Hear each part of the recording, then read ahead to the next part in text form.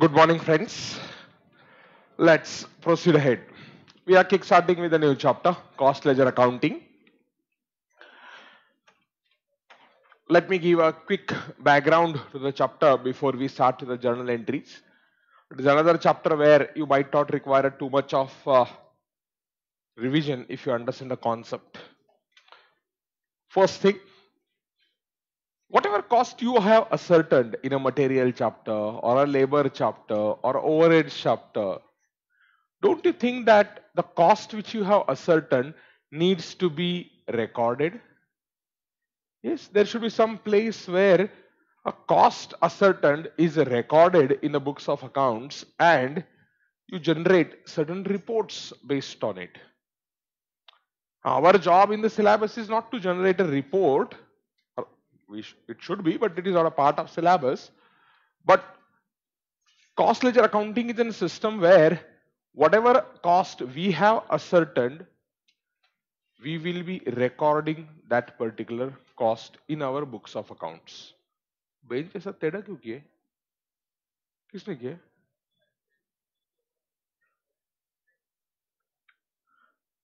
So a cost that we have ascertained should be recorded. So objective of this chapter is to record the ascertained cost. Number one. Number two, second point. There are certain businesses or industries, or you may say sectors, which are of strategic importance from nation's point of view. I said certain businesses are important from nation's point of view, from the point of view of managing price level in a country, that is inflation. For those industries, government has to ensure that there is no unwanted price increase by producers of goods and services. Imagine a situation where producers of goods and services start increasing their selling price artificially matlab, without any increase in their input cost or without any increase in their raw material cost, whatever you want to say. That situation will be extremely dangerous for a economy. So government ने क्या किया है? कुछ specific sector की जो companies है, having a turnover above a specified limit, the limits are given in the section 148 to the Companies Act. Government ने section 148 में कुछ कंपनीज को कॉस्ट रिकॉर्ड्स मेंटेन करने को बोला है और उनका बकायदा कॉस्ट ऑडिट करवाया जाएगा. वो सीए नहीं करेगा.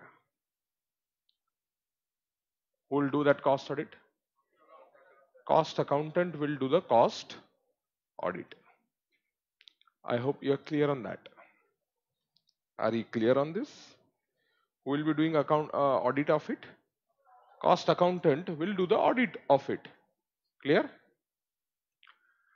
Now we have to learn how do we maintain books of accounts and how do we pass various entries and ledger accounts for this entire scheme of things.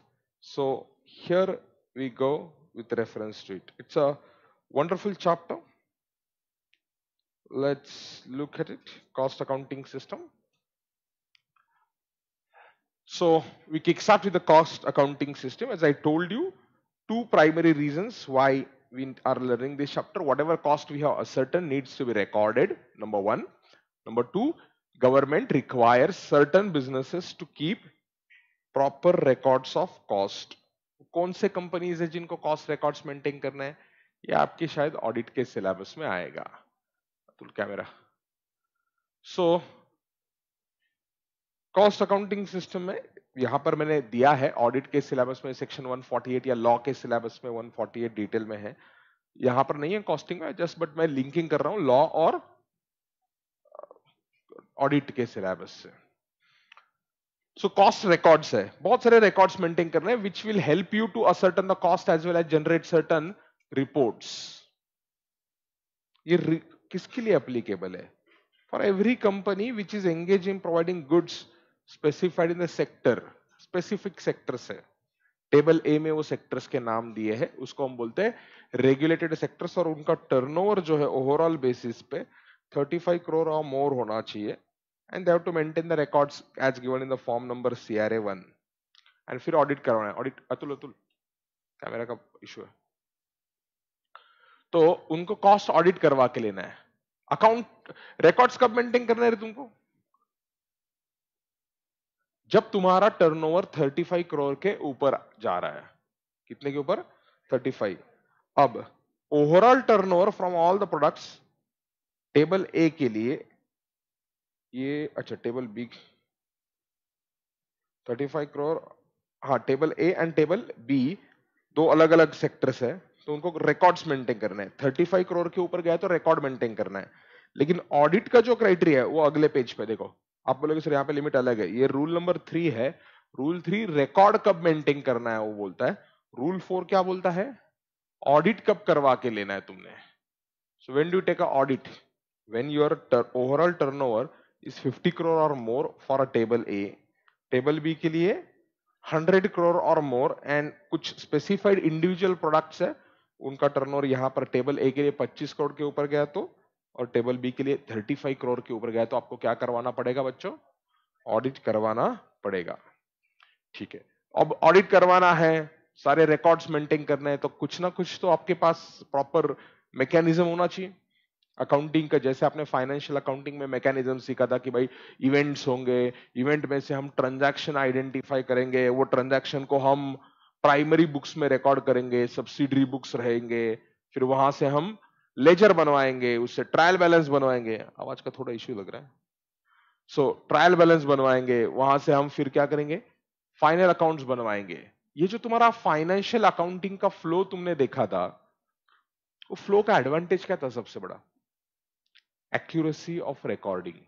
When you follow double entry bookkeeping system, the biggest advantage is you come to know accuracy.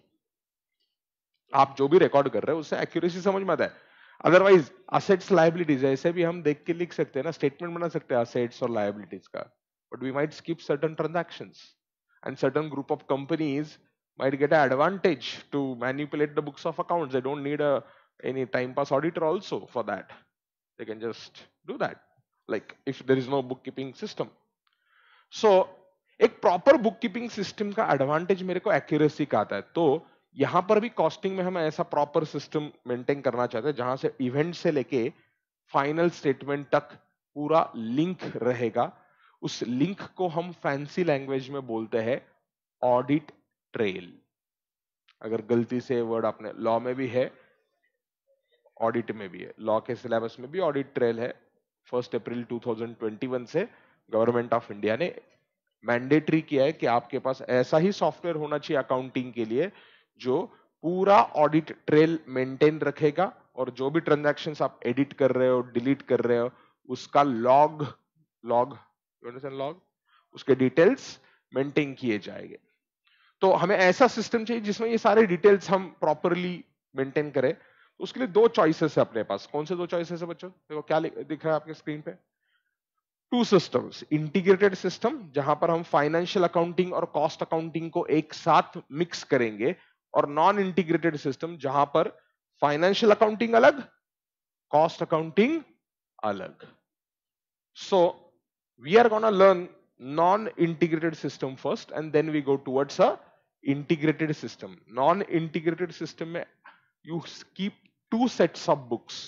Which are the two sets of books that you keep? Financial accounting का एक set है और दूसरा set बोलो cost accounting का set है। कॉस्ट अकाउंटिंग में हम क्या करेंगे? कॉस्ट रिकॉर्ड्स मेंटेन करेंगे। We will maintain cost records. But problem ये है कि एक्यूरेसी, डबल एंट्री इंश्योर करना है तो मुझे पर्सनल अकाउंट, रियल अकाउंट वो भी चाहिए। See when you ensure, accuracy का मतलब क्या है? Debit is equal to credit. पक्का कि नहीं? अब मुझे बोलो debit equal to credit possible है क्या? In case of non integrated system by default no. क्यों? कॉस्टिंग में पर्सनल अकाउंट का हमें जरूरत नहीं होता है। कॉस्टिंग में debtor, creditor, bank account, asset account, इनका जरूरत ही नहीं पड़ता कॉस्टिंग में, बिकॉज कॉस्टिंग का ऑब्जेक्टिव क्या है? To ascertain the cost of production and to ascertain the revenue.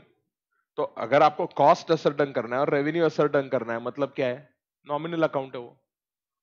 Financial accounting में आपने इतना तो सीखा होगा कि नॉमिनल, रियल, पर्सनल, ऐसे सारे टाइप के अकाउंट रहते हैं। अब कॉस्टिंग में हमको किसकी जरूरत है सिर्फ? अरे किसकी जरूरत है? Nominal account. तो रियल और पर्सनल अकाउंट की जरूरत है ही नहीं। अगर वो अकाउंट निकाल दिए तो मेरा ट्रायल बैलेंस टैली कैसे होगा? क्योंकि मुझे एक्यूरेसी इंश्योर करनी है। We want to ensure accuracy of whatever we record in our financial statements. How will accuracy be ensured? Accuracy will be ensured only and only if double entry is matched. So, under non-integrated system, listen to this carefully. Under non-integrated system, to ensure debit is equal to credit or vice versa, credit equal to debit. Debit equal to credit या credit equal to debit, ये इंश्योर करने के लिए हम एक additional account open करेंगे, ledger account, जिसका काम ही है कि जो पर्सनल और रियल अकाउंट्स है उनका दूसरा इफेक्ट देना। We want to give second effect of what? Personal and real accounts. Are you clear with that? Personal और रियल अकाउंट का हमें इफेक्ट देना है। तो वो इफेक्ट देने के लिए कौन सा मैंने सिस्टम बोला बच्चों? एक अकाउंट ओपन करेंगे, नॉन इंटीग्रेटेड सिस्टम। उस अकाउंट का नाम है कॉस्ट लेजर अकाउंट और a general ledger account, so that Virat Kohli is a representative of Indian cricket team as a captain. So like that, you have a cost ledger account which is a representative of all your personal account, all your real account. तो non integrated system के अंदर उसको हम बोलते हैं cost ledger accounting system. मैं पहले उसको एक्सप्लेन कर रहा हूं। तो यहां पर हम क्या करेंगे बच्चों? एक एडिशनल अकाउंट ओपन करेंगे। क्या नाम है उस एडिशनल अकाउंट का? Cost ledger account. तो हम मेजर लेजर्स क्या ओपन करेंगे? Stores ledger which will keep a movement of raw material, direct material हो या इनडायरेक्ट मटेरियल हो, सारा का सारा मटेरियल किधर से रूट होगा? स्टोर्स लेजर के थ्रू रूट होगा। जो भी आप जॉब्स मैन्युफैक्चरिंग में चालू करोगे उसके लिए हम एक अकाउंट बनाएंगे, WIP लेजर।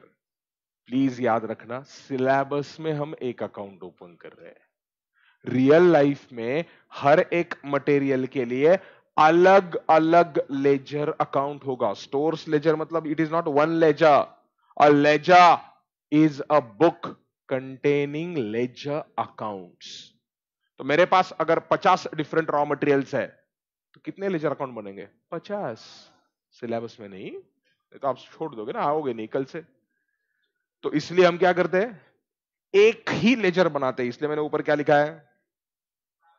सबका मालिक एक है। That is stores ledger is a representative like a Virat Kohli captain.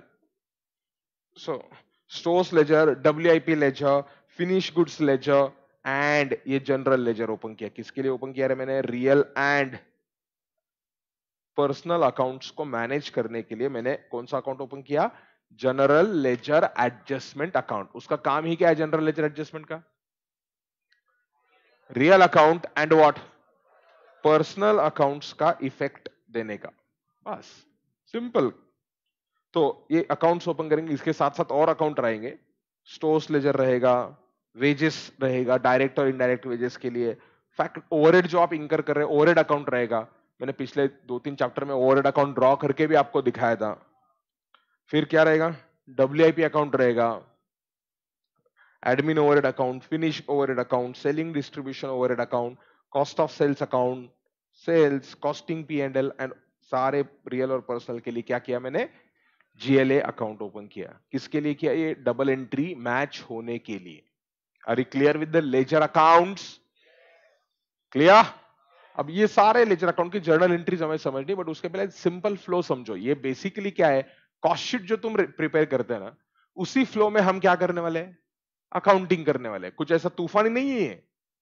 तुम्हारा जो कॉस्ट शीट का फ्लो था, कॉस्ट शीट में फ्लो क्या था?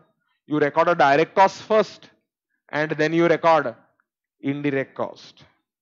You record direct cost first and thereafter you get a indirect cost. तो यहां पर भी वही फ्लो करना है हमें। पहले क्या करना है, डायरेक्ट कॉस्ट रिकॉर्ड करना है पहले और फिर इनडायरेक्ट कॉस्ट रिकॉर्ड करना है। Are you clear? सो ये फॉर्मेट है, फॉर्मेट को बिल्कुल याद मत रखना। देखो देखो पहले डायरेक्ट कॉस्ट। मुझे बोलो, जब भी आप WIP का वैल्यूएशन करते हो क्या क्या आता है WIP में? WIP का वैल्यूएशन जब करना है, raw material depending on degree of completion, wages obviously the moment you talk about WIP there is a degree of, but पहले हम क्या करते हैं, सारे के सारा जो कॉस्ट है हर एक जॉब अकाउंट को डेबिट करेंगे। हम क्या करेंगे, जॉब अकाउंट या work order account. Manufacturing situation में we execute a work order कि ये वर्क ऑर्डर है for finish goods XYZ, quantity so and so, इसे हमें प्रोड्यूस करना है इतना इतना क्वांटिटी। तो उस वर्क ऑर्डर के against raw material, wages, overheads इंकर किए जाते हैं। ओवरहेड्स तो ऐसे वर्क ऑर्डर वाइज नहीं इंकर होते, overhead work order wise absorb किए जाते हैं, ओवरहेड्स इंकर टोटलिटी में होता है। याद रखना difference, overheads are incurred in totality, overheads are not incurred job by job, they are absorb by job. तो हर एक जॉब का कौन है रे representative? WIP control account. So WIP control account is a representative of all the jobs। तो देखो material, wages और प्रोडक्शन ओवरहेड, इन सारा का अक्यूमुलेशन कहां पे होने वाला है? WIP में अक्यूमुलेशन होगा।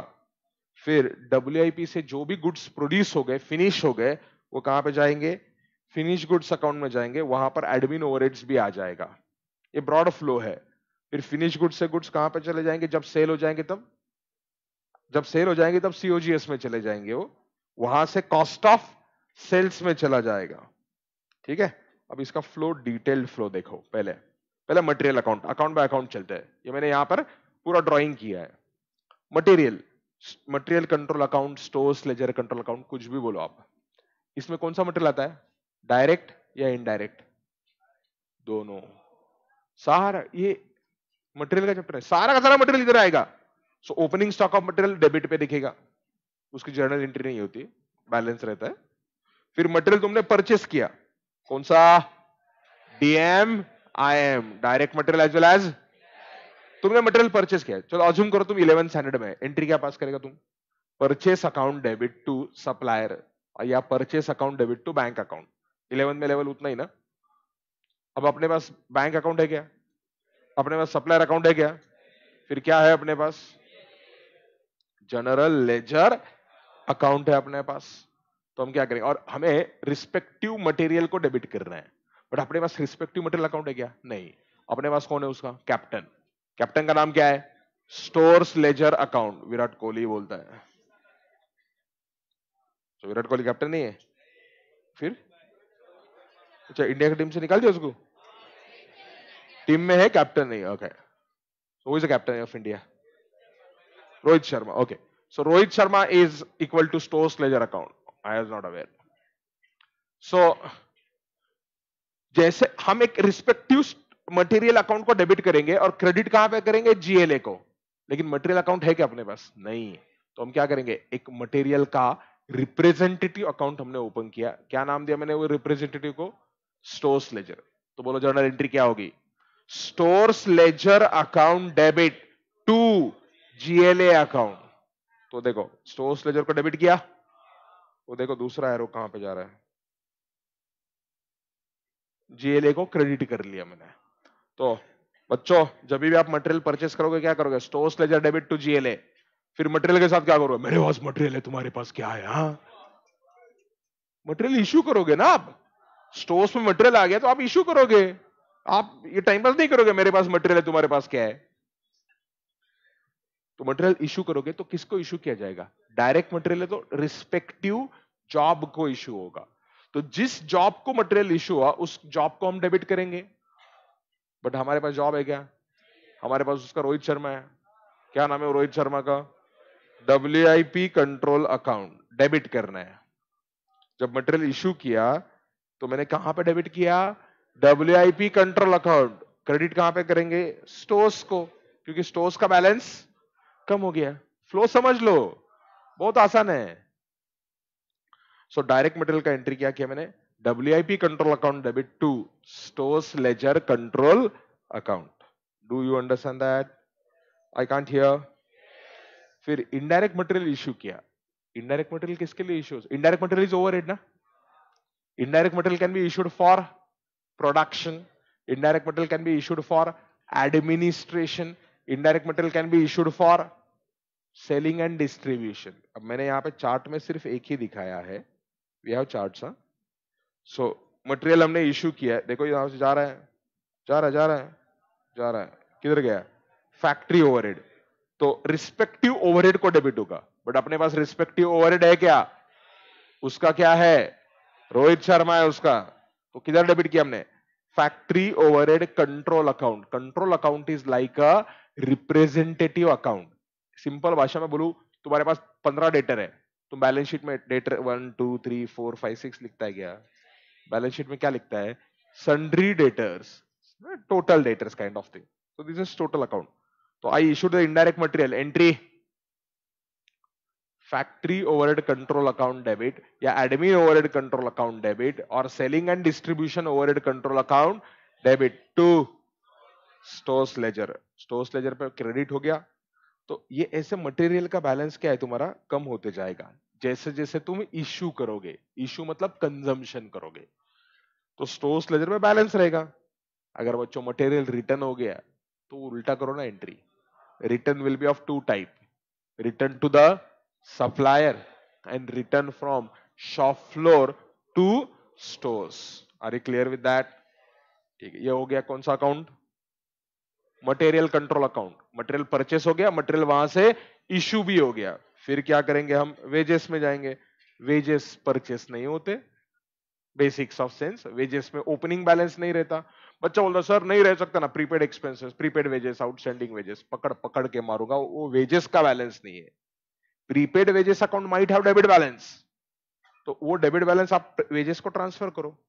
एंट्री क्या होगी? Wages account debit to prepaid wages. Outstanding wages will have credit balance because liability है। You transfer that outstanding wages to wages. Entry क्या होगी? Outstanding wages account debit to wages. और जब भी आप वेजेस पे करोगे एंट्री क्या होगी? Wages account debit to bank account. But bank है क्या अपने पास? बैंक का क्या है? रोहित शर्मा। क्या है वो रोहित शर्मा का नाम? GLA। एंट्री क्या किया मैंने? Wages account debit to general ledger adjustment account. Wages account debit to general ledger adjustment account. यहां पे चला गया, तो ये वेजेस आ गए। फिर कुछ वेजेस एब्सॉर्ब हो जाएंगे डायरेक्ट करके रिस्पेक्टिव जॉब के अंदर। एंट्री क्या होगा? WIP account debit to wages. कुछ वेजेस एब्सॉर्ब हो जाएंगे इनडायरेक्ट करके। इनडायरेक्ट वेजेस कहां पे जाएंगे? आइदर फैक्ट्री ओवरहेड और सेलिंग डिस्ट्रीब्यूशन और एडमिन ओवरहेड। मैंने यहां पे एक ही लिखा है, फैक्ट्री ओवरहेड में एब्सॉर्ब हो गए, है ना। तो ओवरहेड अकाउंट में क्या क्या आ गया? मटेरियल, इनडायरेक्ट मटेरियल आ गया। इनडायरेक्ट, वैसे ही इनडायरेक्ट एक्सपेंसेस भी आएंगे। तो debit side of overhead is what? Overheads incurred. Credit side is overhead absorb. जैसे जैसे प्रोडक्शन हो जाएगा वैसे वैसे हम क्वेश्चन पूछेंगे, हे आइटम और हे जॉब कितना खर्चा होना चाहिए था? वो कितना खर्चा होना चाहिए तो उसको क्या बोलते हैं? Absorbed overheads. एब्सॉर्ब्ड ओवरहेड का दूसरा नाम क्या है? Standard overhead. उसका और एक नाम क्या है? Recovered overhead. Absorbed, recovered, standard, all are same, है ना। जैसे भगवान श्री कृष्ण के अलग अलग नाम है, वैसे इसके भी अलग अलग नाम है। वैसे यूट्यूब वगैरह पे ऐसे भगवान का नाम वगैरह पहले लेना चाहिए, तो फिर बच्चे राधे राधे ये वो ऐसे टाइम पास करना चाहिए भगवान के नाम पे। भगवान, देश, माँ बाप, ऐसा करके बच्चों के इमोशंस को आप क्या करो? कंट्रोल करो। तो राधे राधे। हाँ, जय हिंदुस्तान। भारत माता की जय। बीजेपी वाला जय श्री राम। हाँ, खुश। सो सीए कर रहे हो, अपॉलिटिकल रहो, रिलीजियस मत रहो अपनी। जय आइजिया बोलो। Debit side is what? Overheads incurred.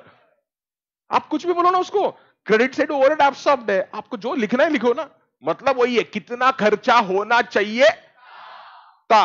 Difference between the two is what? Under absorption or over absorption. Debit side is what? Overhead incurred. Credit side is overhead. Difference? Under or over absorption. When do you say under absorption? When absorbed overheads are lesser. That is a debit balance. Credit balance है तो over absorption. Treat कैसे करोगे? Accounting wise. Accounting wise treat कैसे करोगे उसको? Either it could be normal or could be abnormal. तो normal है तो आप सप्लीमेंट्री रेट यूज करोगे, अब नॉर्मल है तो कॉस्टिंग पीएनएल को ट्रांसफर करोगे. अगर अमाउंट वेरी स्मॉल है तो आप उसको क्या करोगे? कैरी फॉरवर्ड करोगे, उसका जर्नल एंट्री भी आएगा. Have patience. Let's assume overheads are incurred are 5 lakh, overhead absorbed is 3,95,000. incurred कितना है? 5. absorbed कितना है? 395. तो गैप कितना है? 1,05,000 का गैप है. What is it?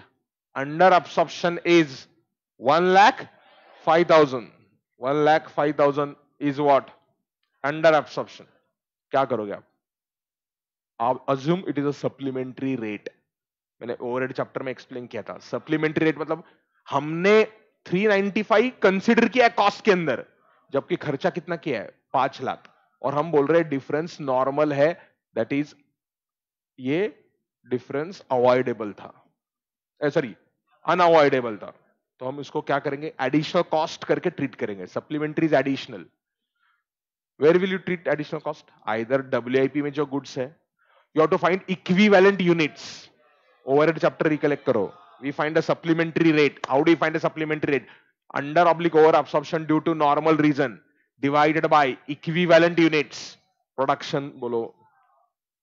तो फिर क्या करेंगे? डब्ल्यूआईपी में कितने इक्विवेलेंट यूनिट है, एफजी में कितने इक्विवेलेंट यूनिट है, और कितने इक्विवेलेंट यूनिट्स ऑलरेडी सेल हो गए, वो आपको प्रॉपर इक्विवेलेंट यूनिट्स ढूंढने पड़ेंगे. How do you get equivalent units? Physical units into degree of completion. अब ये चैप्टर में आपको प्रॉब्लम नहीं है, ये चैप्टर में सब कुछ डायरेक्टली दिया रहता है कि this much is due to normal reason, this much is due to abnormal. और नॉर्मल दिया तो उसका ब्रेकअप भी देना चाहिए. वो मैंने अभी तक सीए कोर्स में ये चैप्टर में देखा ही नहीं. वो सिर्फ ओवरहेड चैप्टर में. वो जो जिसने ओवरहेड चैप्टर लिखा था और जिसने ये चैप्टर लिखा था, दोनों का अभी तक झगड़ा मतलब मिलन नहीं हुआ है. ठीक है, ये चैप्टर में आपको आइदर एबनॉर्मल आएगा. नॉर्मल वाला क्वेश्चन मैंने अभी तक इंस्टीट्यूट की हिस्ट्री में देखा नहीं. ये चैप्टर में नॉर्मल, अंडर absorption और ओवर absorption होता ही नहीं है. मैं फालतू का एंट्री सिखाते रहता हूं हर बार. आया ही नहीं क्वेश्चन, लेकिन आ गया तो तुम ही होगे जो सॉल्व कर पाओगे. तो अंडर absorption डेबिट साइड कितना है? 5 लाख. Credit side 3,95,000. 1,05,000 का गैप है. कौन सा रीजन है? Under. Normal reason. WIP account debit something, FG account debit something, cost of sales account debit something, जो गुड्स ऑलरेडी सेल हो गए, to what? To overhead account और टू ओवरहेड कंट्रोल अकाउंट, क्योंकि debit balance है. Credit balance है तो क्या करो? उल्टा कर. If it is due to abnormal reason then costing PNL account debit to overhead account. उल्टा है तो overhead account debit to costing PNL account. समझा क्या? तो factory overhead control account. Are you clear? Overheads कहां पे चले गए? डब्ल्यूआईपी में. डब्ल्यूआईपी किधर है? ऊपर है. डब्ल्यूआईपी में क्या किया था? ओपनिंग डब्ल्यूआईपी था. डायरेक्ट मटेरियल ऑलरेडी आया था मटेरियल अकाउंट से. फिर क्या आया? डायरेक्ट वेजेस आ गया. फिर फैक्ट्री ओवरहेड. कौन सा है? इंकर्ड या एब्सॉर्ब्ड? एब्सॉर्ब. और फिर नॉर्मल रीजन का अंडर ऑब्लिक ओवर absorption रहेगा तो भी आएगा. वो दिया नहीं. तो debit side is what? Factory cost. उसमें से कुछ गुड्स प्रोड्यूस हो गए.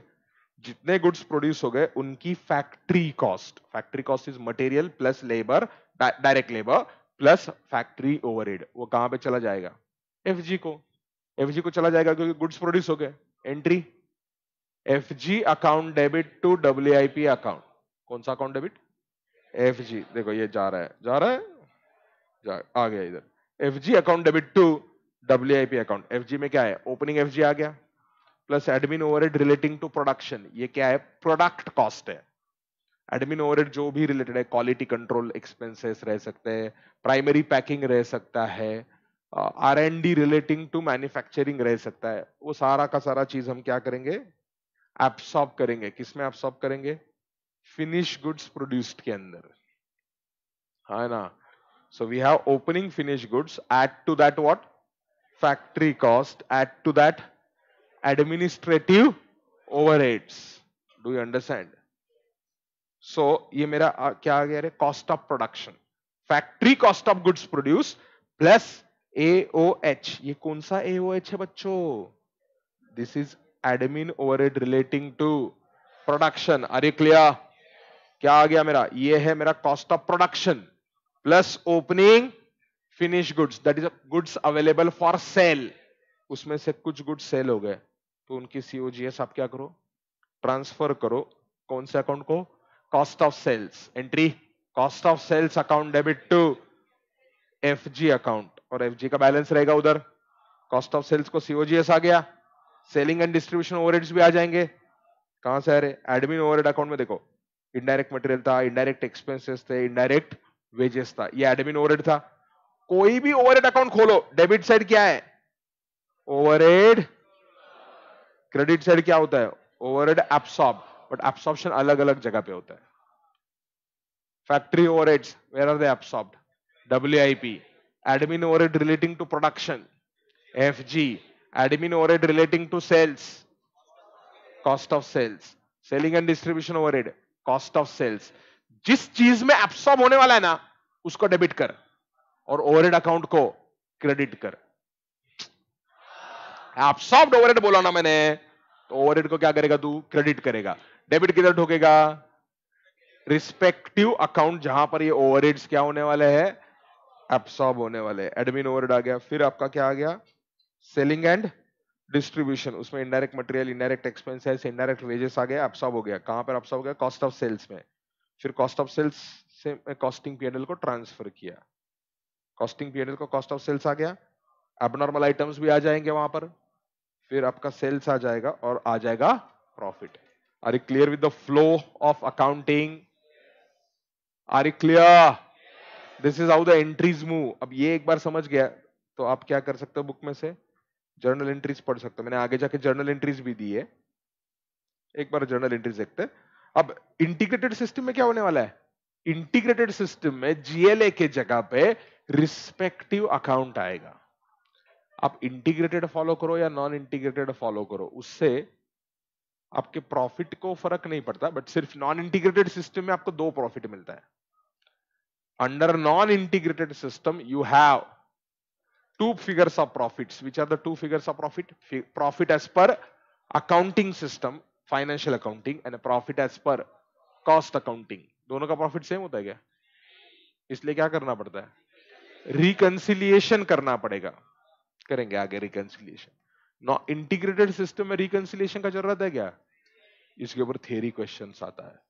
Right a short note on integrated system, non integrated system, differentiate between integrated and non integrated system. ये टंट वाली चीजें जो होती है ना, ये दिमाग, दिस इज टंट thing pure. Accounting system, if you understand the core, see costing should be basic concepts and then directly a large chunk of costing should focus on decision making rather than calculating. See material cost, labour cost, अब बोलो ना यार ऐसे material cost, basic principle क्या था? Abnormal normal, एक core principle था बस। ओवरहेड का क्या होता है उसके ऊपर एक ऐसे लिखो, बस खत्म। आप 50 प्रॉब्लम सॉल्व करवाते हो ओवरहेड के ऊपर, चल अब्सॉर्प्शन कर, ये कर, वो कर, इतना डिटेल में जाते हो ना, और डिसीजन मेकिंग को हम आते ही नहीं फिर, क्योंकि अपना टाइम ही खत्म होता है तब तक। जाने दो। तो my point is, if you follow non integrated system you will have to have a reconciliation between cost accounting and financial accounting. देखो purchase of material, non integrated में एंट्री क्या था? स्टोर्स लेजर टू जीएलए, उधर क्या है? Stores ledger to creditor oblique cash. Purchase of material for direct use in job. अब यही बोलेंगे डायरेक्ट यूज मतलब क्या है? डायरेक्ट यूज का मतलब ये है, सर आप स्टोर्स लेजर में लेके ही नहीं आ रहे हो उसको, आप उसको स्टोर्स में लेके नहीं आ रहे हो, डायरेक्ट मटेरियल शॉप फ्लोर पे गया, स्टोर्स में इन्वर्ट हुआ क्या? नहीं हुआ तो डायरेक्टली जॉब को डेबिट करना, रिस्पेक्टिव जॉब डेबिट। लेकिन रिस्पेक्टिव जॉब का रोहित शर्मा है अपने पास, क्या नाम है वो रोहित शर्मा का, WIP अकाउंट। या रिस्पेक्टिव जॉब का अपने पास नरेंद्र मोदी जी है, captain of India, so WIP account debit. Adani नहीं, Adani is what 11th boy जो पानी वगैरह water boy. WIP account debit to general ledger adjustment account, थोड़े दिन तक टीम में है शायद। WIP account debit to GLA account, हो मतलब there is a freedom of speech in India, take it with a little pinch of salt. So WIP account debit to GLA account, और यहां पर क्या है, WIP account debit to creditors account. फिर material purchase किया for what, repair work, directly stores में आया क्या, सी एक सिंपल लॉजिक है, स्टोर्स में मटेरियल आया तो स्टोर्स लेजर को डेबिट कर, ये मटेरियल कहां पर गया, डायरेक्टली यूज किया, किसके लिए, रिपेयर के लिए। This material is use directly for repair, तो कहां पे डेबिट करेंगे हम, factory overhead control account to what, GLA। Return of material reverse entry, payment to creditor, no entry here, there is entry creditor to bank. फिर मैंने material issue किया, WIP to stores ledger. फिर material is issued for capital order, capital order मतलब for construction of asset, not for making finish goods. Material issued for capital order, what do you mean by it, अरे what do you mean, material issued for construction of an asset, कुछ तो asset है जिसके लिए आपने material issue किया है, entry क्या किया मैंने, capital work in progress to stores ledger. ये फाइनली कैपिटल WIP किधर जाएगा, फिनिश गुड्स, फिक्स असेट को जाएगा, कहां पे जाएगा, फिक्स असेट। लेकिन हम फिक्स असेट मेंटेन कर रहे हैं क्या, नहीं, तो किधर जाएगा, GLA को, समझा गया, capital WIP to stores ledger. फिर issue of indirect material, indirect material कहां पे इश्यू हो जाएगा, either factory overhead, admin overhead, या selling and distribution overhead to what, stores ledger, है ना। ये आपने इश्यू कर लिया, रिस्पेक्टिव ओवरहेड को इश्यू कर लिया। फिर return of material reverse entry, return of material indirect material reverse entry, material transfer from one job to another job, entry क्या करनी पड़ेगी, receiving job to sending job. हम कोई भी जॉब का अकाउंट ही ओपन नहीं कर रहे हैं, क्यों, हम सिर्फ मोदी जी को देख रहे हैं, बस कैप्टन देख रहे हैं या रोहित शर्मा को देख रहे हैं हम, इंडिविजुअल जॉब का अकाउंट है क्या, तो हम no entry for transfer from one job to another job. अब नॉर्मल लॉस हो गया तो costing P&L to stores ledger. फिर वेजेस हमने पे किए, वेजेस टू GLA, फिर उसमें से कुछ डायरेक्ट वेजेस है WIP को जाएगा, इनडायरेक्ट वेजेस फैक्ट्री ओवरहेड को जाएगा, एडमिन ओवरहेड को जाएगा, सेलिंग ओवरहेड को जाएगा। If wages are incurred on construction of asset, wages will go to what, capital WIP account, समझ रहा है ना, पूरा फ्लो एक्सप्लेन किया था मैंने यार। फिर आप क्या करते हो, इनडायरेक्ट एक्सपेंसेस पे करते हो, respective overhead account debit to GLA, उधर बैंक आएगा GLA की जगह पे। फिर आप ओवरहेड एब्सॉर्ब करते हो, एब्सॉर्ब करने के लिए क्या बोला मैंने, एंट्री, ओवरहेड एब्सॉर्ब मतलब overhead account is credited, and where do you debit, debit is to the respective account. तो यहां पर कौन सा ओवरहेड एब्सॉर्ब हो रहा है, factory overhead, WIP account debit to factory overhead account. Then transfer of manufactured goods, factory cost पे goods transfer हो जाएंगे, कहां से कहां ट्रांसफर हो जाएंगे, WIP से FG में जाएंगे, तो FG account debit to WIP account. AOHP absorption of admin overhead, admin overheads कहां पर एब्सॉर्ब हो जाएंगे, फिनिश गुड्स के अंदर एब्सॉर्ब हो जाएंगे, तो finish goods account debit to admin overhead. Are you clear, finish goods to admin, are you clear. फिर COGS ट्रांसफर हो जाएगा किधर, कॉस्ट ऑफ सेल्स के अंदर, cost of sales account debit to finish goods control account. फिर selling overheads absorb हो जाएंगे, फिर सेल हो जाएगा, फिर कॉस्ट ऑफ सेल्स ट्रांसफर हो जाएगा। अंडर एब्सॉर्प्शन है तो कौन सा बैलेंस रहता है ओवरहेड में, under absorption is equal to which balance, debit balance. Overhead में डेबिट है तो ओवरहेड को आप क्या करोगे, क्रेडिट दोगे, डेबिट कहां पे दोगे, depends, costing P&L abnormal reason, normal reason है तो FG WIP cost of sales by calculating supplementary overhead suspense account. If you want to carry forward overheads from 1 year to next year, we use an account called as overhead suspense account. Or you can do nothing, just write buy balance carried forward. A to balance carried forward, जो भी है, depending on is it a debit balance or is it a over absorption, reverse the entry. फिर transfer of capital asset, fix asset account debit to capital work in progress. अरे हमने CWIP को debit किया था. CWIP is what, assets constructed by us. Asset constructed के लिए हमने क्या किया, पहले मटेरियल इशू किया, फिर क्या इशू, वेजेस इंकर किए. मटेरियल वेजेस को डेबिट करना, मतलब वहां पर हमने सीडब्ल्यूआईपी को डेबिट करके मटेरियल वेजेस को क्रेडिट किया था. अब क्या करो, सीडब्ल्यूआईपी को क्लोज करो. What is entry? Entry is fix asset to CWIP. But fix asset है क्या अपने पास? तो क्या है अपने पास? JLA to CWIP. Try, do not mug up any entry, please. Just understand the logical flow of the entries. It's very easy यार. तो ये अंडर ऑब्लिक ओवर अब्सॉर्प्शन के आपको अलग अलग एंट्री चाहिए, तो मैंने वही एंट्री स्प्लिट करके दिया है. आपको कैरी फॉरवर्ड करना है under absorption, no entry. No entry मतलब जस्ट कैरीड फॉरवर्ड ना. कैरी फॉरवर्ड के लिए जर्नल एंट्री नहीं लगता है, लेजर का बैलेंस कैरी फॉरवर्ड करने के लिए. लेकिन आपको बहुत खुजली है एंट्री पास करने का ही, मेरे को मैं टंट हूं. रिस्पेक्टिव ओवरहेड सस्पेंस अकाउंट, मतलब इन लोगों को ऐसा, मतलब pardon my words but these people irritate. Suspense account debit, अरे क्यों क्यों तेरे को बैलेंस कैरी फॉरवर्ड करना है? Why the hell you want to pass a entry?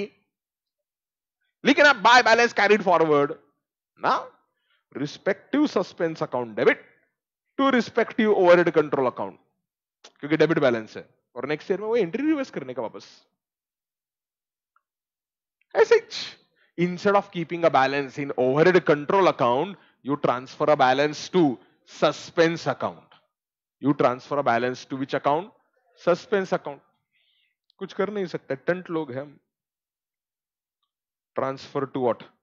Costing P&L अगर एबनॉर्मल है तो, और सप्लीमेंट्री रेट है तो क्या करेंगे हम? WIP FG cost of sales, in which ratio of equivalent units. Please remember, do not take what? Physical units. Take which units? Use of what? Supplementary rate. In which case you use supplementary rate? Normal under absorption है तो. ठीक है, अब आते हैं हम last item को chapter का, रिकंसिलिएशन. ये रिकंसिलिएशन का जरूरत कब पड़ेगा तुमको? जब आप नॉन इंटीग्रेटेड सिस्टम फॉलो करते हो तब. क्यों पड़ता है? क्योंकि दोनों जगह पे एक्सपेंसेस सेम नहीं रहते हैं, दोनों जगह पे इनकम सेम नहीं रहता है, दोनों जगह पे डिफरेंस रहता है. On your screen look at it. Cost accounting and financial accounting differences, 3 parts. Items which are recorded in costing only but not in financial accounts. For example, in costing you might consider opportunity cost. There is no such thing in financial books. Financial books में हम सिर्फ क्या लेते हैं? Out of pocket cost लेते हैं. Next, items which are recorded in financial accounts but not in costing. Financial account में interest आता है, इनकम टैक्स आता है, loss on sale of asset आता है, profit on sale of asset आता है, इंटरेस्ट इनकम आता है, डिविडेंड इनकम आता है ना. कुछ कुछ गधों लोगों ने, मतलब आईसीए में तो जो क्वेश्चंस आए, विद ड्यू रिस्पेक्ट, आईसीए का कोई आदमी सुन रहा है माफ करना, तुम लोगों ने डिविडेंड को भी P&L को डेबिट किया. थोड़ा बहुत इज्जत रखो अपने प्रोफेशन की. Dividend is debited to P&L appropriation, it is not item of expense. Reserves भी डेबिट किए रे कुछ कुछ क्वेश्चंस में तुमने P&L को. वो जनरल रिजर्व जो रहता है ट्रांसफर, वो P&L अप्रोप्रिएशन में जाता है, मालूम है तुमको. और फिर नेट प्रॉफिट निकालते बेशरम जैसा. सेल्स एक्सपेंसेस, एक्सपेंसेस में क्या लिखते हैं? डिविडेंड. एक्सपेंसेस में क्या लिखते हैं? General reserve. और फिर नीचे लिखते हैं net profit. Please remember that is that they might say no we want to make sure that you are sharp, you understand errors also. अरे जो एरर कभी होने वाला नहीं है वो क्यों समझने का? जिस गली में मैं कभी जाने वाला नहीं, उस गली को मेरे को नहीं समझने का है, वो गली दूसरे के लिए है. व्हाई जनरल रिजर्व P&L को डेबिट हो गया? क्यों तुम बच्चों को इरिटेट करते हो यार? सिखाना पड़ता है. तो क्या होता है, पीएनएल में जनरल रिजर्व भी आता है, मालूम है, पीएनएल में डिविडेंड डिक्लेयर भी आता है एग्जाम में, रियल लाइफ में नहीं। तो ये आइटम्स कुछ पीएनएल को डेबिट होते हैं, कुछ आइटम्स पीएनएल, मतलब जो बंदा वहां पर काम कर रहा है ना, वो काम ठीक से नहीं कर रहा है, पैसा ले रहा है, काम ठीक से नहीं कर रहा है, पीएनएल को डेबिट हो गया, लेकिन कॉस्टिंग में है ही नहीं ना ये आइटम, या पीएनएल को क्रेडिट हो गया, कॉस्टिंग में है ही नहीं। कितने डिफरेंसेस है बच्चों, 3 डिफरेंसेस है कॉस्टिंग में और फाइनेंशियल अकाउंटिंग में, ब्रॉड लेवल पे 3 कैटेगरीज ऑफ डिफरेंसेस है। This is like a BRS. पहले डिफरेंसेस समझो, पहला डिफरेंस क्या बोला, items in costing but not in financial accounting. Next, items in financial accounting but not in costing, है ना।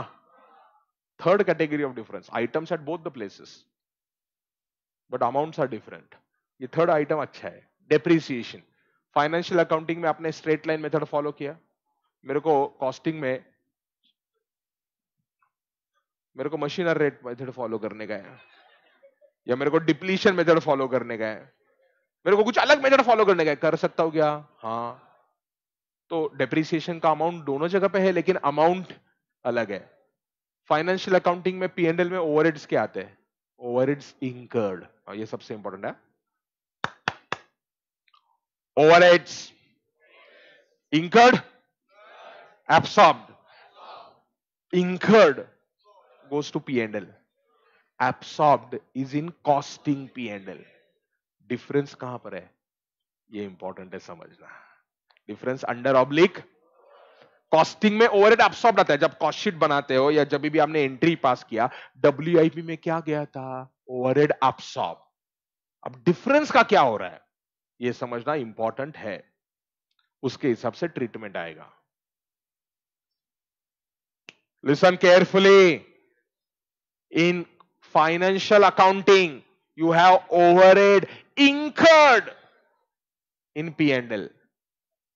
In cost accounting, you have overheads absorbed in cost sheet. Difference is under oblique over absorption. Now, if this under oblique over absorption is carried forward to next year, obviously दोनों का profit match नहीं होगा।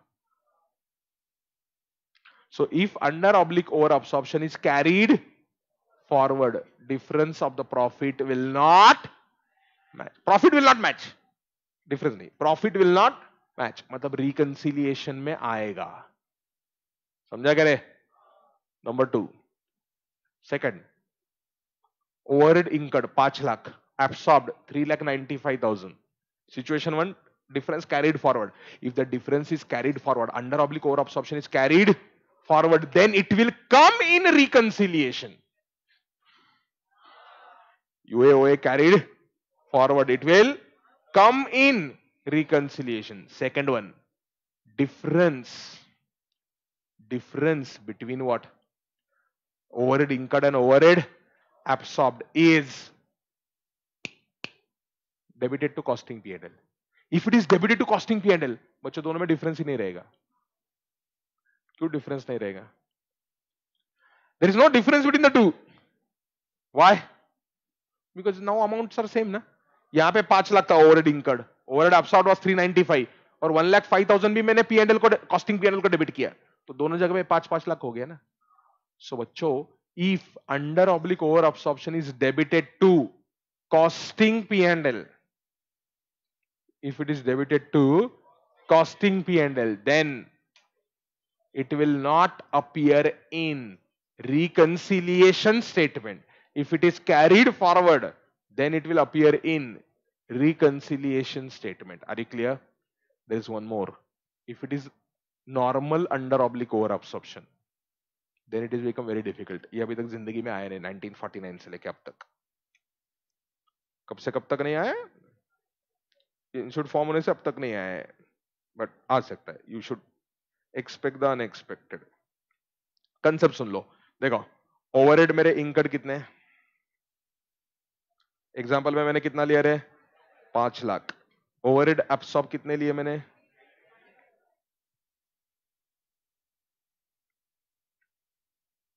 3,95,000 overhead absorbed है, difference कितना है दोनों का? ₹1,05,000 is what? Overheads under absorption. अब let's assume debited to WIP. Debited to what? WIP account, मतलब अंडर अब्सॉर्प्शन है। ओवरहेड अकाउंट में डेबिट 5 लाख है, क्रेडिट 395 है, और हमने 1,05,000 को नॉर्मल ट्रीट कर लिया। मैंने WIP को डेबिट किया 15,000, ऐसे ही अज्यूम करो। FG को डेबिट किया 20,000 और कॉस्ट ऑफ सेल्स को डेबिट किया 70,000। समझा करेगा तुमको कुछ? हाँ ना? गुड। अब रिकंसिलिएशन में कितना आएगा? रिकंसिलिएशन में सिर्फ इतना आएगा। This will come in reconciliation. This is important, huh? This will come in a reconciliation. This will not come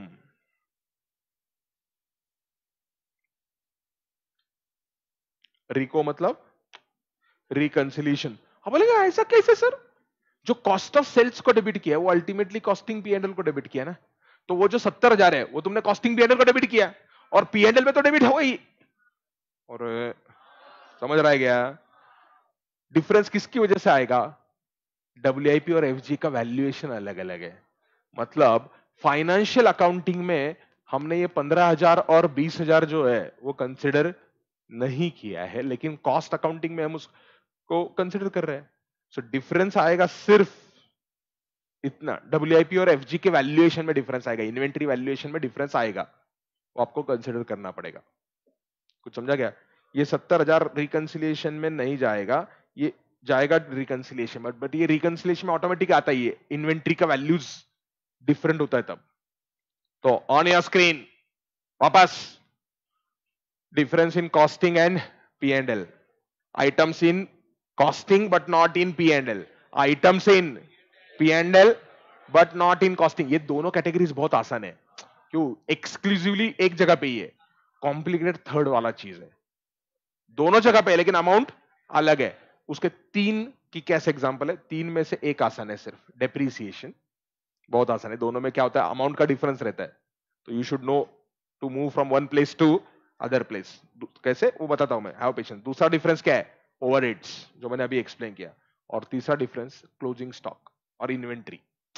inventory का अमाउंट जो रहता है कॉस्टिंग में अलग रह सकता है, फाइनेंशियल्स में अलग रह सकता है, बिकॉज द वैल्यूएशन के लिए जो कॉस्ट कंसिडर किया वो दोनों अलग अलग है। तो इसको ट्रीट कैसे करने का देखो। पहले एनालाइज द डिफरेंसेस। डिफरेंसेस एक बार आइडेंटिफाई किए ना, रट्टा मत मारो, सिंपल लॉजिक लगाओ। ये लॉजिक मैंने यहां पे लिखा है, common sense issues on preparation of reconciliation. पहला चीज BRS के जैसा ही है। BRS में आप क्या बोलते थे? Cash book, passbook. इधर हम बोलेंगे कॉस्टिंग P&L, फाइनेंशियल P&L, ऐसे 2 सेट्स है अपने पास। एनालॉजी समझ लो। फिर BRS में आप फेवरेबल बैलेंस और ओवरड्राफ्ट बोलते थे, इधर क्या है? प्रॉफिट और लॉस। BRS में आप, हाँ ये अच्छा है, पैसा डिपॉजिट किया बैंक में या पैसा बैंक से विड्रॉ किया, डिपॉजिट या विड्रॉवल बोलते थे आप BRS चैप्टर में, 11th स्टैंडर्ड में या फाउंडेशन अगर गलती से सीखा होगा तो। कॉस्टिंग में क्या बोलते हैं? इनकम और एक्सपेंस। कॉस्टिंग में यहां पर रिकंसिलिएशन के लिए हम क्या बोलने वाले हैं? Income and expense. BRS में आपका स्टार्टिंग पॉइंट क्या था? ओके छोड़ दो अभी BRS। Starting point can be balance as per cash book और बैलेंस एज पर पासबुक और overdraft as per cash book और ओवरड्राफ्ट एज पर पासबुक। यहां पर भी 4 है, कॉस्टिंग प्रॉफिट या कॉस्टिंग लॉस आपका स्टार्टिंग पॉइंट हो सकता है। Starting point can be financial profit और फाइनेंशियल सेटमेंट के हिसाब से लॉस। समझा? Next, what should be the sign of starting point? Now this is important, many students make a mistake, starting point loss है तो माइनस लिखते हैं, खत्म, पास नहीं होगा तू। स्टार्ट 8 मार्क गए तेरे। Starting point should be assumed to be positive even if it is a loss. Starting point is a simple, what we want to analyze is we want to give a sign to every difference. How do we decide a sign? Now this is important. How do we decide a sign? मतलब जो भी difference है, closing stock में difference है, आपको closing stock को plus या minus का साइन डिसाइड करना है। कैसे? बहुत बेसिक लॉजिक देखो, we assume same amount of profit और same amount of loss as per both the books. फिर आप बोले सर प्रॉफिट लू या लॉस लू, that depends on starting point. अगर स्टार्टिंग पॉइंट प्रॉफिट है तो अज्यूम करो दोनों जगह पे प्रॉफिट प्रॉफिट। अगर स्टार्टिंग पॉइंट लॉस है तो अज्यूम करो दोनों जगह पे लॉस है। I hope you know starting point ना, मतलब उतना बीआरएस का एनालॉजी आपको मालूम होना चाहिए। It is revision, it is assume that you have vision. So assume that both the books have same profit or a same loss as per starting point। ठीक है, फिर क्या करो, आइटम को जाके पूछो, hey item are you item of income और are you item of expense. Closing stock is item of income, opening stock is item of expense. माते 90 डिग्रीज, ये माता इधर की 90 degrees straight. Item, are you item of income or are you item of expense? Anything that comes on a credit side is income. Anything that comes on debit side, expense. Closing stock is, opening stock is, next year's opening stock is expense.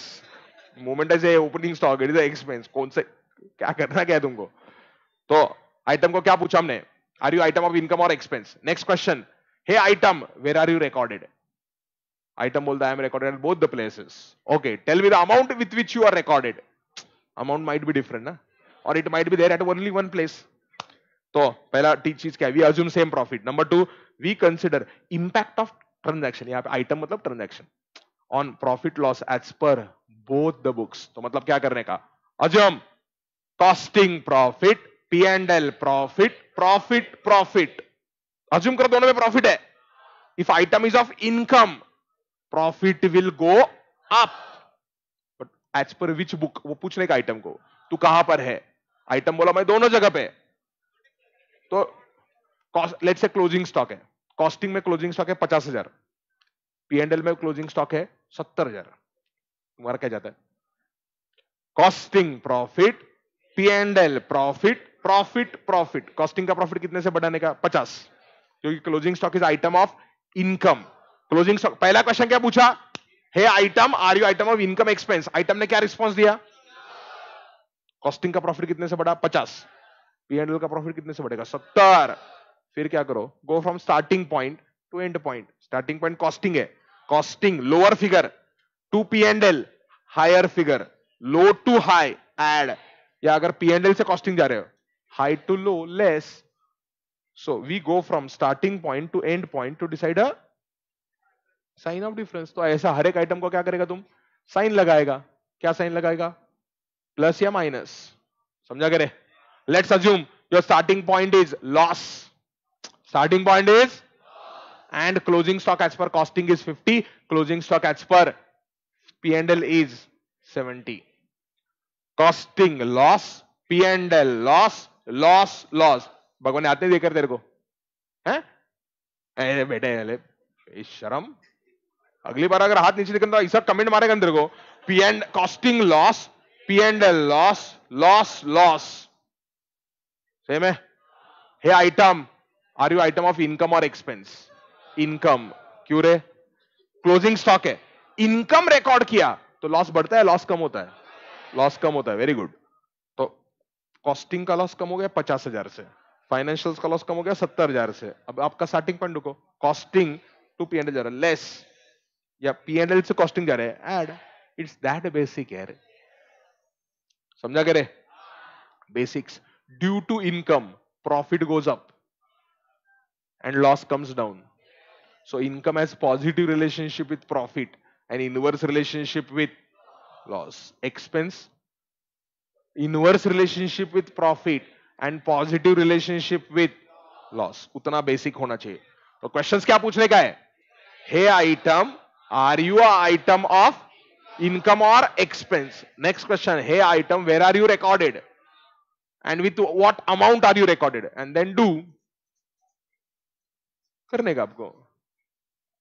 फिर end point sign, starting point का sign क्या था, positive, end point का sign positive रहेगा ऐसा जरूरी, starting point positive, कुछ add के आइटम्स आएंगे, कुछ लेस के आइटम आएंगे, एंड पॉइंट का साइन पॉजिटिव रह सकता है या नेगेटिव रह सकता है। If end point sign is positive, nature of end point is same as starting point, मतलब स्टार्टिंग पॉइंट प्रॉफिट था तो एंड पॉइंट भी प्रॉफिट रहेगा, स्टार्टिंग लॉस था तो एंड भी लॉस रहेगा, बट स्टार्टिंग कॉस्टिंग था तो एंड कॉस्टिंग नहीं हो सकता, एंड पी एंड एल होगा।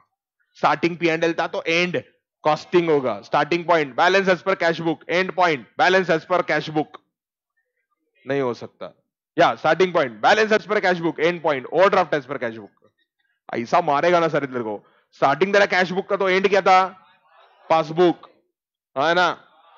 साइन निगेटिव है, निगेटिव मतलब nature of end point is opposite to starting point. If starting was profit, end will be loss. Are you clear? और एक ये एक्सपेक्टेड है दिस एग्जाम, ये जो स्टेटमेंट था ना मेमोरेंडम रिकंसिलिएशन का स्टेटमेंट, कैसे बनाते रहे हम, on your screen memorandum reconciliation statement, particulars rupees, balance, balance नहीं Abhishek, profit as per costing dot dot dot add less therefore profit as per P and L. ये स्टेटमेंट फॉर्म के अलावा turned लोगों को बहुत खुजली होती है, वो लोग क्या करते हैं इसको लेजर अकाउंट के फॉर्म में लिखने का, memorandum reconciliation account, this is not a account. बच्चा पूछा सर ये डेबिट पर्सनल अकाउंट है, रियल अकाउंट है सर, ये नॉमिनल अकाउंट है, इतना मारेगा ना, ये अकाउंट ही नहीं है। हर चीज को अकाउंट जिधर बोलते हैं वो उसको अकाउंट नहीं बोलते, this is just a statement, it is not account. तो क्या करने का, ये just a presentation in different manner. Debit side पे हम लिखते हैं starting point, items having plus sign, जितने भी प्लस साइन वाले आइटम है उनको कहां पे लिखेंगे, डेबिट पे लिखेंगे। उसकी गोद में क्यों बैठा है तू, थोड़ा जरा गैप रखना। Credit side items having minus sign हम क्रेडिट साइड पे लिखेंगे। अब बोलो मुझे, ये अकाउंट का आंसर डेबिट आ सकता है, क्रेडिट आ सकता है, कुछ भी आ सकता है। डेबिट आ गया मतलब पॉजिटिव साइन है, क्यों, इसका साइन क्या था, पॉजिटिव, पॉजिटिव माइनस निगेटिव। अगर डेबिट बैलेंस है, end point can be either debit balance और क्रेडिट बैलेंस है। डेबिट बैलेंस है मतलब nature of end point is same as starting point, और क्रेडिट बैलेंस है तो nature of end point is opposite to starting point, है ना। ये तुम जो मिस्टेक करते हो वो लिखा है मैंने, हो गया। और क्या है, तो what is cost ledger account, on your screen cost ledger accounting chapter, 3 parts, non integrated system का एंट्रीज, इंटीग्रेटेड सिस्टम का entries, reconciliation account. Are you clear? It's very easy. So there are 2 doubts which are asked, okay, अभी बोल रहा है mister professor, good morning sir, sorry for disturbing, I want to know when you will start with accounting revision. Once we finish costing revision, we'll start soon. I'll update you beta. We'll have, but दिन में मेरा उतना ही time मेरे पास available है, तो उतने में मैं ले रहा हूँ। Sir in entry number 15, why are expenses debited directly to overhead control account and not to WIP account? Entry number 15 क्या है, अरे अरे अरे अरे, शर्विन भोसले जी देखिए, पेमेंट ऑफ इनडायरेक्ट एक्सपेंसेस, ये एक्सपेंसेस है बेटा, डब्ल्यूआईपी को डेबिट नहीं होता। You have paid indirect expenses, indirect expenses overhead, this is overhead incurred बेटा, this is overhead incurred. WIP को कब जाएगा, वो ओवरहेड एब्सॉर्ब्ड, क्योंकि incurred overhead, I don't know job by job mister Bhosale, if I know overhead job by job, why will you call it as a overhead? It is called as what? Direct expense ना. The fact that it is a overhead, indirect expense मतलब overhead है, overhead मुझे job by job मालूम ही नहीं होता ना बेटा, तो इसीलिए तो पूरा मतलब मॉरल, चला पूरा रामायण हो गया और तू बोलता है सीता कौन थी, पूरा overhead चैप्टर एक्सप्लेन किया। Overheads are not known job by job, overheads are known on totality basis. Overhead incurred I hope you understood, Mr. Bosle. So that's why I debited overhead to the overhead account, and from overhead account they go to WIP account through overhead absorption. देख ना अगला entry 16 number का entry में WIP पे गया ना, but WIP में वो absorption होता है. I hope, Mr. Bosle, you are there and you understood it. If not, it's okay. Anyone else has a doubt? Chapter is over. Tomorrow which chapter is it? Contract costing. हाँ अच्छा chapter है. मतलब मैं अगर बोलूं तो इस बार का एक्सपेक्टेड चैप्टर 5 मार्क वो तो कंसिस्टेंट है ही. ये कॉस्ट लेजर अकाउंटिंग का भी कंसिस्टेंसी बहुत खतरनाक है. 10-10 मार्क का था. अपने बुक में चार्ट दिया, आपने देखा होगा तो. So will do contract costing tomorrow. क्या बोले? फाइन क्या बोले?